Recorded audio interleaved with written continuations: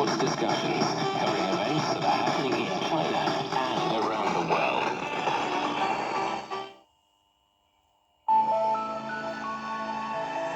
Want to learn about world affairs in a more laid-back and accessible manner?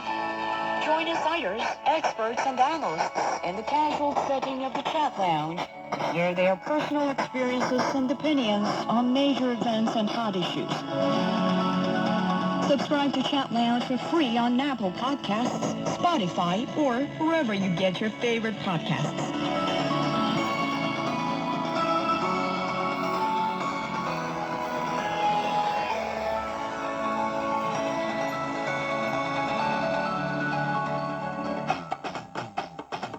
Ever wondered what's actually going on in Africa through the perspective of an African?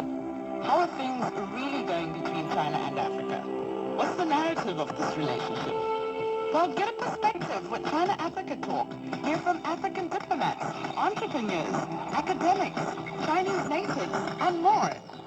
Get on our wavelength every week to find out what's real with China-Africa.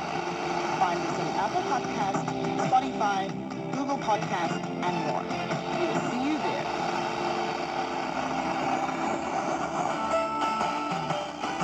From north to south, east to west, people in China are chasing their dreams and leaving their mark. Want to know how they beat their odds and made a difference? Footprints brings you the true life stories of their journeys.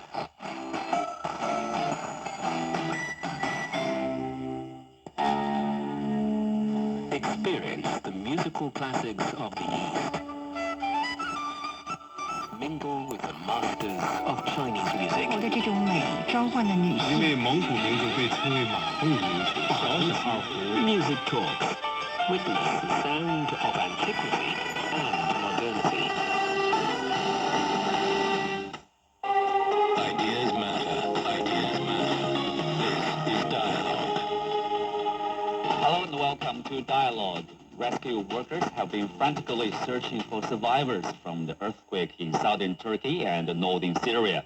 The initial quake registered 7.8 magnitudes, which was followed by another 7.5 aftershock several hours later. Thousands have been found killed. What is the latest on the search and the rescue efforts? How is aid getting to the survivors?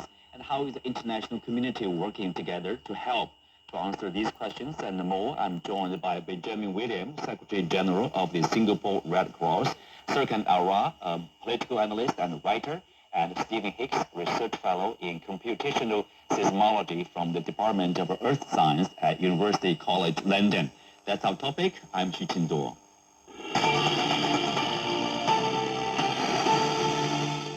Well, welcome to the show. On the latest situation, we have Michal Badavate, a CGTN correspondent in Malatya, eastern Turkey. Hello, Michal. What is the latest on the ground? Tell us, what people are doing right now to provide help. Well, right now, let me begin where I am. I'm in Malatya, in the center of the city. Right behind me, you can see one of the wrecked buildings. This was destroyed on Monday during the initial quake. It completely collapsed in the afternoon when the second quake took place. This was a residential building. They managed to pull out someone alive last night. And right now, the rescue efforts are continuing desperately and frantically because they still have communication with someone inside that they know to be alive. That's why they have been working relentlessly in this area. Rescue efforts are continuing, however, in 10 different provinces altogether that have been impacted by the earthquake that shook Turkey and Syria as well. There are thousands of buildings, nearly 8,000 buildings that have been completely destroyed, according to the Turkish president. So that really means a lot of damage and a lot of different areas to cover for these rescue efforts, which have been very, very difficult under the harshest of conditions. As you can see, it's been snowing, so it's very freezing. We are in the very critical hours right now for not just the rescuers, but more importantly, potentially for the survivors who are still trapped on the rubble, because it's going to be a very critical hours for their survival in terms of the freezing cold. So we are going to to see these continue into the late hours of the day, I think, as the rescue efforts continue here and in the other regions as well. Well, Michal, you are in Malatya, the eastern Turkey. Tell us, what are the population, how densely populated in this region, and what are the damages, the loss of lives? Well, I mean, in Malatya alone, right now, we know that at least 300 buildings collapsed. So there is a lot of need for shelter. A lot of people were killed in this city. But right now, the most important thing is that I think right now the government is sure that the death toll is going to rise significantly. Right now, it's over 8,500 in total across 10 provinces. This is a very densely populated city. Right now, they have been sleeping in cars. They have been trying to find shelter. They have been setting up tent cities across this city. But it's just not enough for the people in this city because there are thousands of people that are in need of shelter, and it's just too cold. The government is trying to create other spaces as well for safety.